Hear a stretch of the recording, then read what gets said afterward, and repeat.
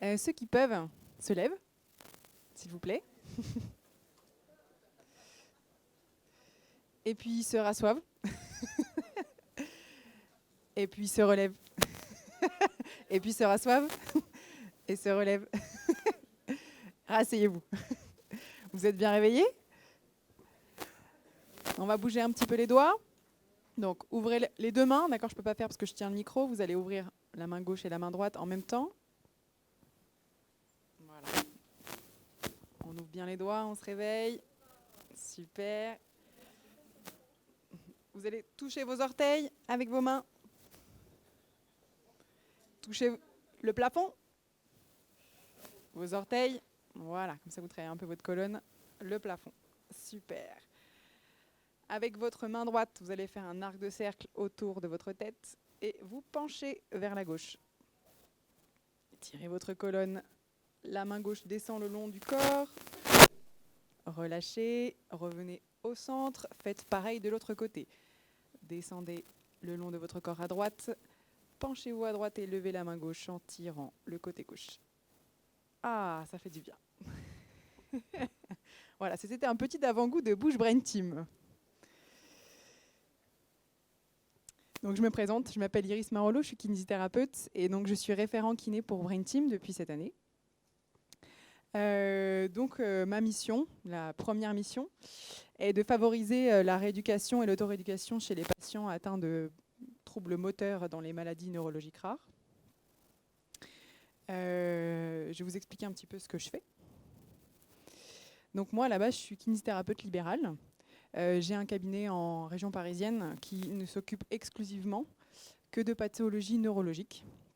Donc ça ressemble à un plateau technique comme en centre de rééducation.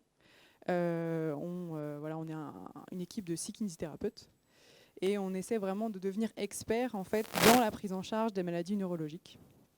Et en fait, j'ai été trouvée par le docteur Claire Evendick qui m'a trouvée par du hasard, voilà, pour faire simple, qui travaille dans le service de neurogénétique de la Pitié-Salpêtrière et qui cherchait à promouvoir la rééducation et l'autorééducation dans le cadre de Brain Team. Elle a démontré la nécessité et le besoin de trouver un référent kinésithérapeute pour développer des projets autour de la rééducation et de l'accès à l'activité physique adaptée. En fait, quand elle m'a trouvé, il a fallu réfléchir à des problématiques auxquelles on devait répondre. Les problématiques, elles sont les suivantes. Alors déjà, je pense que tous vos adhérents ont des difficultés d'accès à un kinésithérapeute. À mon avis, je pense que c'est le cas de tout le monde. Ou alors s'ils en ont trouvé un, en tout cas, ils y restent. Et une fois que le kinésithérapeute est parti ou n'est plus là, c'est un petit peu difficile de trouver la suite. Il y a un manque de formation des kinésithérapeutes. Donc chez mes confrères, dans le cursus initial, les maladies neurologiques rares ne sont pas vraiment au programme. Il y a un cursus neurologique, bien sûr, mais on voit vraiment les pathologies neurologiques dans leur globalité et on ne va pas vraiment spécifiquement sur des pathologies plutôt rares. Donc ils ne sont pas vraiment formés. Surtout les anciens confrères qui, eux, avaient encore moins de formation. Donc il y a ce problème-là. Il y a une difficulté de communication entre confrères. On travaille, je parle des kinésithérapeutes de ville, après les kinésithérapeutes en salariat dans les centres de rééducation, c'est un petit peu différent. Mais je parle vraiment des kinésithérapeutes de terrain qui sont vraiment en ville avec les patients qui les suivent tout au long de leur vie. On ne communique pas entre nous. Voilà. Je pense que c'est pareil pour plein de professions libérales, pour les médecins généralistes ou les médecins spécialistes. On a du mal à communiquer entre nous et donc on a du mal en fait à mettre en commun nos compétences. Et l'objectif après derrière, ça va être de remédier à ce problème. Il y a un manque aussi de motivation et de connaissances dans l'autorééducation. Les patients ont du mal à comprendre le bénéfice de l'autorééducation. Voilà, j'ai un kiné, il va faire mes exercices et puis je vais travailler et ça suffira et ça me permettra d'aller mieux. Alors que non. Il faut que nous, kinésithérapeutes et médecins rééducateurs ou neurologues ou même généralistes, appreniez à montrer aux patients le bénéfice de l'autorééducation qui est même parfois supérieur à la prise en charge kiné puisque c'est un entretien quotidien. Donc c'est pour ça qu'on va aussi répondre à cette question et cette problématique. Donc j'ai identifié 2 axes que j'ai proposés à Brain Team. Un axe plutôt professionnel, qui est de favoriser l'accès aux soins en kinésithérapie. et un axe plutôt patient, en optimisant la prise en charge et de permettre l'accès à l'autorééducation en kinésithérapie. Le premier axe, il y avait voilà, différentes missions qu'on avait réussi un peu à faire ressortir, qui était créer un réseau d'experts, donc trouver en fait finalement comme tout à l'heure sur le secteur médico-social, en fait on retrouve les mêmes idées, les mêmes pensées, c'est marrant. Un réseau d'experts en fait de kinésithérapeutes qui travaillent un peu comme moi, qui sont un peu spécialistes dans le domaine. Il faut savoir que c'est pas une spécialité qui est reconnue par l'ordre des kinésithérapeutes, malheureusement, comme la kiné vestibulaire par exemple, qui est une spécialité reconnue. Donc il y a des travaux qui sont en cours dans mon domaine pour reconnaître notre spécialité, parce que vraiment on ne fait pas tout à fait le même métier que la prise en charge du patient sportif, c'est pas tout à fait pareil. Donc on essaie de faire en sorte que ce soit reconnu. Créer des fiches bilan et des fiches physiopatho pour les kinésithérapeutes à destination de formation, en fait, qui puissent avoir accès à ces informations facilement, et former. Donc l'idée c'était former en institut de kinésithérapie ou faire des webinaires. Donc ça c'était les axes de départ. Et donc en un an, un peu moins d'un an, puisque ça fait à peu près février 2022 que j'ai commencé à travailler sur ces missions. La création du réseau d'experts, voilà, c'est un peu difficile. J'ai trouvé 22 cabinets de kinésithérapie, pas 22 kinésithérapeutes, 22 cabinets de kinésithérapie, qui travaillent dans le domaine de l'expertise de la neurologie. C'est pas juste, je prends de temps en temps des patients qui ont des maladies neurologiques. Non, là, je prends exclusivement des patients qui ont des maladies neurologiques. Et j'en fais ma spécialité, je suis expert dans ce domaine. Alors, ce n'est pas que des maladies neurologiques rares, parce que sinon, c'est encore plus introuvable, sachant que déjà, ces kinésithérapeutes-là sont très rares. Voilà, donc l'idée, c'était d'essayer de trouver ce réseau, mais alors, il est difficile à trouver, parce que vraiment, c'est du bouche à oreille, c'est quand on va dans des congrès, c'est sur Facebook. Voilà. L'ordre ne veut pas mettre en place un système de liste, c'est interdit sur le plan déontologique, ce que je peux comprendre. Mais donc, du coup, pour les associations et les patients qui galèrent à trouver un kiné, c'est très difficile.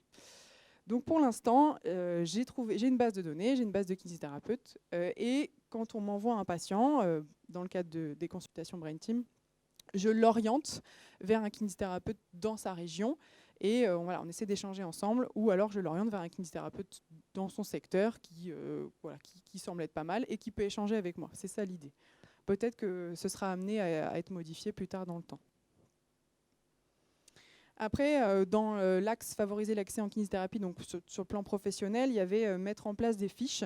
Alors, j'ai un petit peu revu le truc. Faire des fiches physiopatho et fiches type, en fait, ça sera plutôt des fiches de recommandation et des fiches plutôt à viser des réseaux sociaux. Voilà, deux types. Un accès plutôt communication sur les fiches réseaux sociaux. Je vais vous montrer un petit exemple que j'ai réussi à faire sur la thèse de Friedrich. Et les fiches de recommandation, en fait, la difficulté, c'est que je suis toute seule. Et on ne peut pas travailler sur un domaine d'expertise toute seule. Il faudra créer potentiellement des groupes de travail pour créer des fiches de recommandation type HAS, donc Haute Autorité de Santé. Donc voilà, il faudra que je trouve des kinésithérapeutes qui seront d'accord pour travailler sur ce domaine. Peut-être éventuellement demander à l'HAS de faire une fiche de recommandation comme il y a sur d'autres maladies, la maladie de Parkinson par exemple, sur le plan de la rééducation et de la kinésithérapie. Voilà, ça sera peut-être un projet futur. Mais j'en ai déjà fait une ou deux, donc ça pourrait être disponible sur Brain Team pour les kinésithérapeutes qui ont besoin d'avoir accès à ces informations. Donc ça, c'est typiquement les communications que j'essaie de faire sur les réseaux sociaux pour sensibiliser en fait les confrères sur les maladies rares. Donc c'est des petites choses simples, du contenu vraiment rapide. C'est ce qu'on appelle ici des fichiers en carrousel. Donc en fait, vous avez qu'une petite partie à la thèse Friedrich, puis après vous slidez en fait et vous allez sur les diapos d'après. Donc c'est très rapide. Vous êtes devant votre canapé ou vous êtes en pause entre deux patients. Vous pouvez regarder ces informations et on essaie de sensibiliser les kinésithérapeutes à ces problématiques et à ces maladies. Après, sur le versant de la formation, donc moi j'interviens dans plusieurs IFMK, donc plusieurs instituts de formation en kinésithérapie. La PHP, qui est juste à côté des locaux ici. Fontainebleau, Rouen. Mes collègues interviennent aussi dans d'autres instituts. Donc progressivement, voilà, on essaie de faire en sorte que ça s'intègre en fait dans le cursus de formation initiale. Mais ça s'est fait vraiment, c'est du travail de longue haleine. Il faut connaître les directeurs d'instituts, le collège des enseignants en kinésithérapie pour faire en sorte que les maladies rares, en tout cas neurologiques, elles soient de plus en plus étudiées. On va, avec Claire Evangis, le docteur Claire Evangis, on va essayer de travailler sur un webinaire, donc c'est prévu le 7 décembre.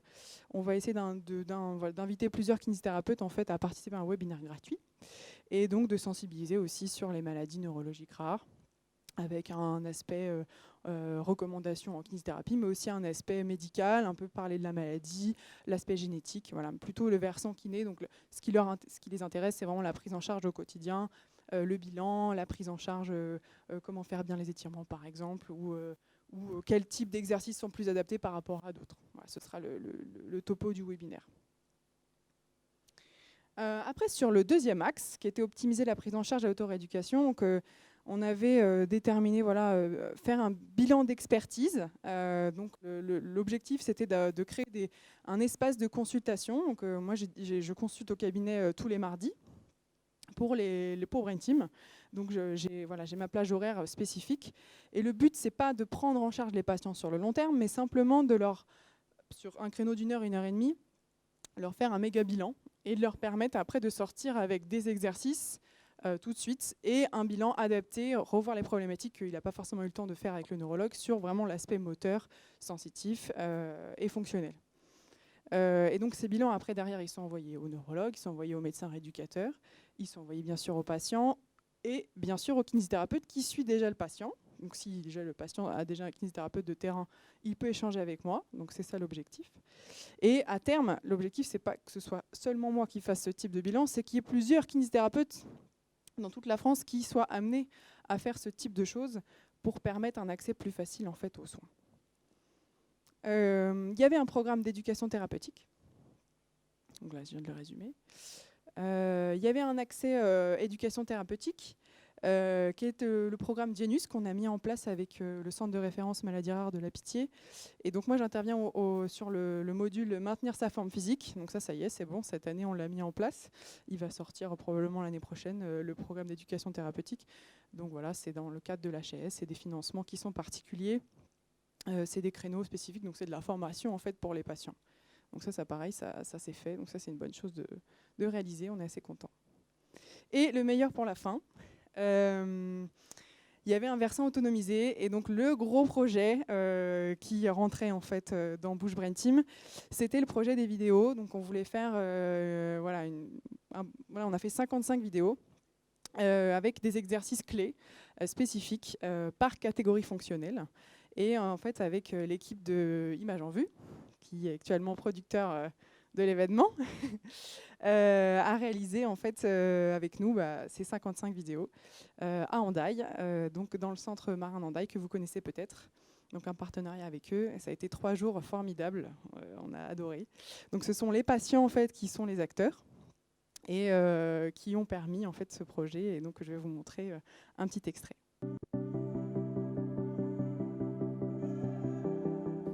Cette maladie, elle est évolutive.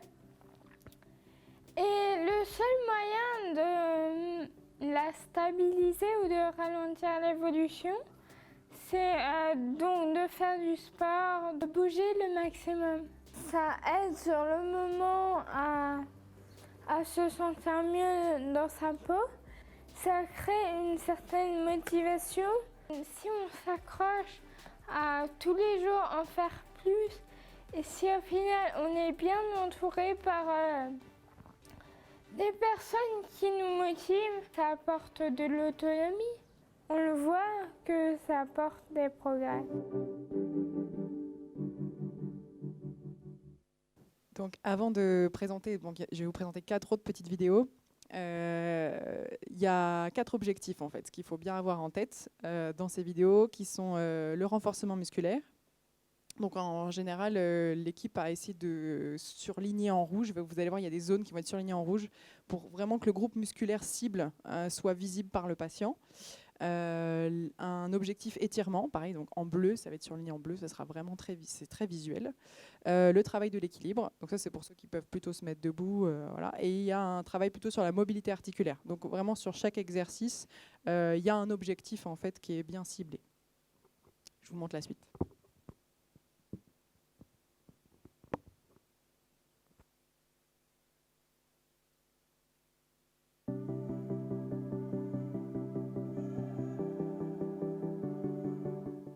Pendant 30 secondes, vous allez renforcer vos bras. Placez vos coudes de part et d'autre de vos accoudoirs et levez votre bassin. Comptez le nombre de répétitions que vous effectuez. Vous êtes prêts? Top!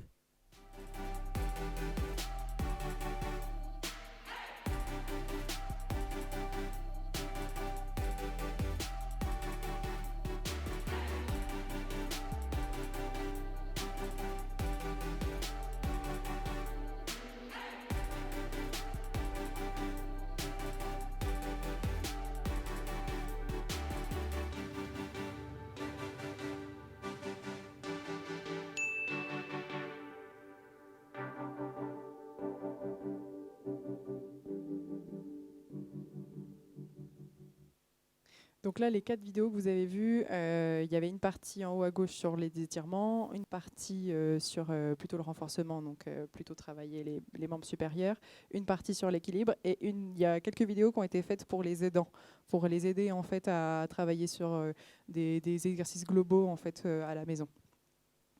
Donc voilà, 55 vidéos, ça fait beaucoup. Peut-être qu'il y en aura plus tard, on verra. Elles vont être mises en ligne sur le site de Brain Team, donc Bouge Brain Team. Pour l'instant, on réfléchit un peu comment les mettre en ligne parce que l'objectif, c'est qu'on puisse sélectionner en fait, chaque vidéo pour les patients spécifiques en fonction des catégories fonctionnelles. Mais on est aussi sur un autre projet. En fait, c'est de mettre en valeur ces vidéos dans le cadre d'une application web. Donc on va participer à un hackathon, donc un événement en fait, dans le cadre d'un congrès de rééducateurs où on va soumettre l'idée de développer une application web qui permet de faciliter l'accès en fait, à ces vidéos, donc, que ce soit une application ergonomique utilisable par tous et peut-être un algorithme en fonction de son niveau fonctionnel. Voilà, je peux marcher, j'ai une aide technique, donc tel exercice vont être sortis. Et un versant plutôt professionnel. Donc, si les professionnels voudront mettre en place des prescriptions de ces exercices-là, ils pourront dire tu fais la vidéo numéro 1, numéro 2, numéro 3. Donc, on réfléchit en fait à la modalité en fait, d'application de ces exercices pour ces patients.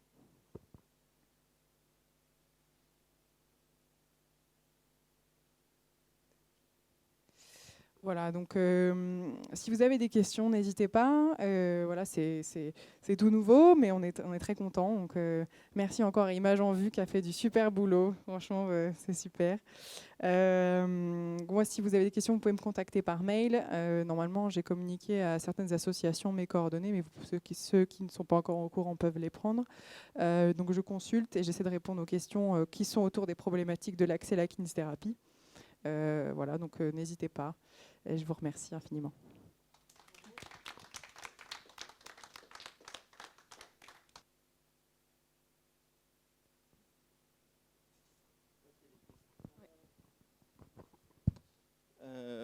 Oui, moi un commentaire. Enfin, d'abord, merci beaucoup. Moi, je suis absolument convaincu par l'auto-rééducation et je peux assurer que moi, les patients dont je vois le plus d'effets de la kinésithérapie, c'est ceux pour lesquels les séances de kinésithérapie se concentrent sur le travail pour préparer l'auto-rééducation. Et ça, c'est certain qu'on n'est pas devant quelqu'un qui vient de faire un AVC, qui va récupérer, où on sait, voilà, c'est pas quelqu'un qui s'est fait le ligament croisé du genou et qui va avoir besoin de... Non, c'est une maladie qui va s'installer, qui va être à vie. Déjà, l'objectif, ça va être de ralentir l'évolution de la maladie, de permettre, par la neuromodulation, de susciter d'autres fonctions pour remplacer ce qui est perdu. Donc vraiment, je pense que c'est très important. Je trouve, bien sûr, si je partage tout à fait votre idée, je trouve absolument désolant cette évolution de la kinésithérapie où vous n'avez aucun problème à trouver un kinésithérapeute pour masser ou pour s'occuper d'une élongation ou d'une petite crampe musculaire après un marathon. Ça, il n'y a aucun problème. Quelque part, je comprends parfaitement que ça deviendrait absolument nécessaire d'avoir une spécialité de kinésithérapie sur la neuro, mais quelque part, c'est absolument désolant. Ça devrait être le cœur du métier d'un kiné. Il devrait y avoir une spécialisation pour la kiné du sport, pour la kiné vestibulaire, pour ça. Ce qui est complètement délirant, c'est qu'aujourd'hui, ce qui est le cœur de métier, là où on a vraiment une utilité, puisse pas être le centre des prises en charge. Quand on voit la difficulté pour des patients d'avoir des kinés qui font des prises en charge adaptées, qui font autre chose. Enfin, voilà, on a on a un tiers de nos patients qui ont des difficultés d'accès à la kiné, et un autre tiers des patients, il faut surtout pas, nous, en consultation, se contenter de demander si vous allez chez le kiné. Qu'est-ce qui vous fait faire chez le kiné? Il nous fait faire du vélo et il nous masse. Bon, pour le confort, c'est sans doute agréable et plaisant. Faire de l'exercice, c'est sans doute pas trop mal. Si ce n'est que parfois, c'est des patients pour lesquels faire du vélo et faire de l'effort, on va plutôt renforcer des signes de spasticité, et ça ne sera pas forcément la meilleure prise en charge. Voilà, il y a vraiment un problème. Par contre, et je vous donne tout de suite la parole, je voulais juste dire, parce que j'ai découvert une structure qui, à mon avis, peut venir en complément de ce que vous faites. Et encore une fois, vraiment, s'il y avait les autoséances, c'est vraiment le plus important. Mais j'ai découvert très récemment une nouvelle structure qui sont les hospitalisations à domicile de MPR. Et je ne connaissais pas, et je pense que ça peut, dans nos maladies, être extrêmement utile, en venant en complément d'une prise en charge qui va être faite en cabinet libéral, mais avec aussi on essaye d'obtenir que tous nos patients aient au moins 2 séances par semaine. C'est déjà un objectif ambitieux. Et ce qui peut être très intéressant, c'est au milieu de cette rééducation 2 fois par semaine avec un kinésithérapeute, éventuellement couplé 1 fois par semaine avec un orthophoniste, qui est un peu le gold standard dans beaucoup de nos maladies, c'est d'obtenir par cette Alors parfois, on va plaider pour des séjours comme Hendaye, et on a des patients qui vont aller passer 3, 4, 6 semaines dans une structure de MPR, si possible un peu spécialisée sur nos maladies. Et là, on peut obtenir la spécialisation dans les maladies rares neurologiques.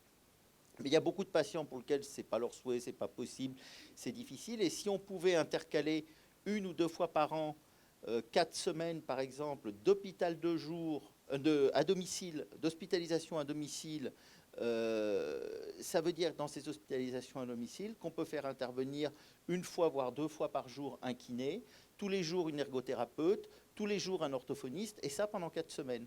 Et ça, je crois que c'est vraiment un modèle qui serait intéressant à développer. Et un dernier mot, qui était le dernier commentaire, je ne sais pas, mais c'est vraiment ouvert à discussion, si on a vraiment intérêt, à part des gens comme vous particulièrement mobilisés, ou les kinés des centres de maladies rares, où là vraiment on va parler de cette expertise, ou les centres de rééducation dont on parle, cette expertise en maladies rares, à passer le message d'une spécificité dans la prise en charge kiné des maladies rares neurologiques. Parce que c'est parfois presque un motif de recul de kiné, de non-prise en charge. On dit, oh là là, moi je ne connais pas votre maladie, donc je ne peux pas vous prendre en charge. Moi je ne connais pas le Strombel-Lorrain, je ne connais pas.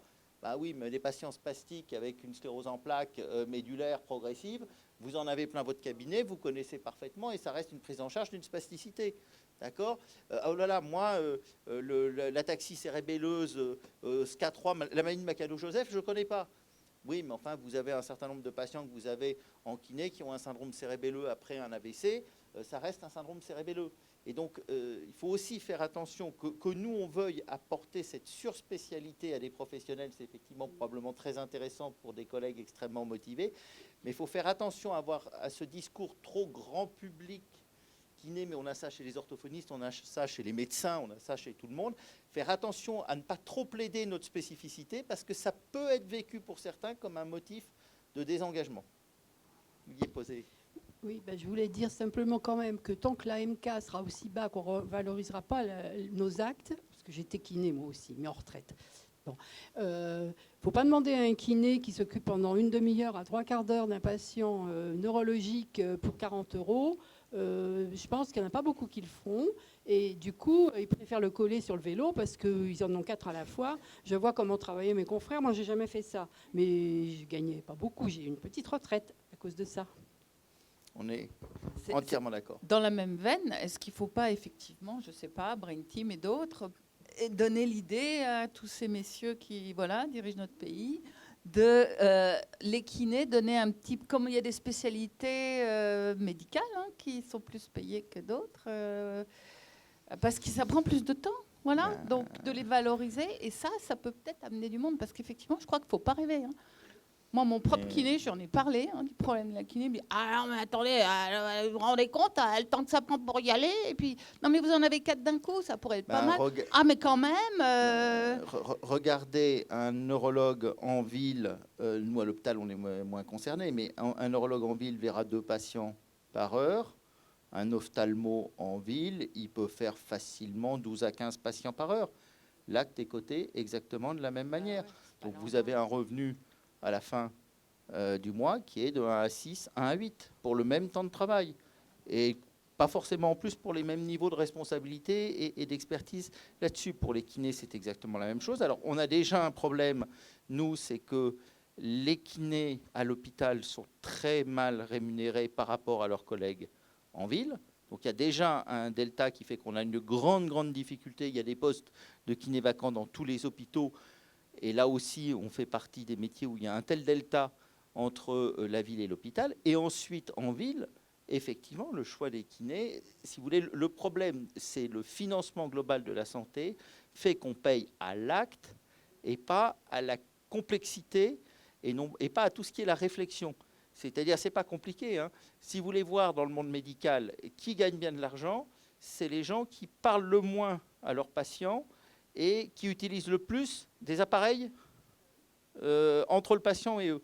Et les médecins qui, en ville, hein, encore une fois, à l'hôpital, on est tous payés pareil, et les médecins en ville qui gagnent le moins, c'est ceux qui ont une spécialité, qui utilisent peu d'actes techniques, mais beaucoup d'humains, qui vont passer du temps à parler avec leurs patients, qui vont s'occuper des profils de leurs patients. Et ça, on le retrouve dans tous les métiers et évidemment chez les kinés également. Oui. C'est très intéressant parce que dans le cas du syndrome de la Tourette, a priori, on pourrait dire qu'il n'y a pas besoin de kinésithérapie. Eh bien, je ne suis pas du tout d'accord parce qu'il y a des cas particuliers où il y en aurait besoin. Et je rebondis sur votre... Au niveau de notre association, depuis plusieurs années, on essaye de réfléchir sur des parcours de santé. C'est-à-dire que plutôt que de rentrer dans des systèmes de rendez-vous avec rémunération à l'acte, essayer de nous associer avec des gens qui nous permettent de prendre en charge un patient pendant 1, 2 ou 3 ans. Alors évidemment, économiquement, ce n'est pas la même chose, il faut être capable de pouvoir payer ça, mais c'est le principe du parcours de santé. Et le deuxième point, c'est l'auto-rééducation. J'y pensais parce que l'été dernier, nous avions un camping des gens du syndrome de la Tourette et nous avions un jeune gars qui était là et qui nous a montré ce qu'est l'auto-hypnose. Bon, alors l'auto-hypnose, c'était quelque chose de particulier, mais au fond, moi, ce que je vois très bien dans votre projet, c'est surtout de permettre à des gens qui auront le syndrome de la Tourette jusqu'à perpète, de pouvoir acquérir des techniques qui leur permettent de gérer eux-mêmes leurs problèmes. Et ça, c'est l'avenir.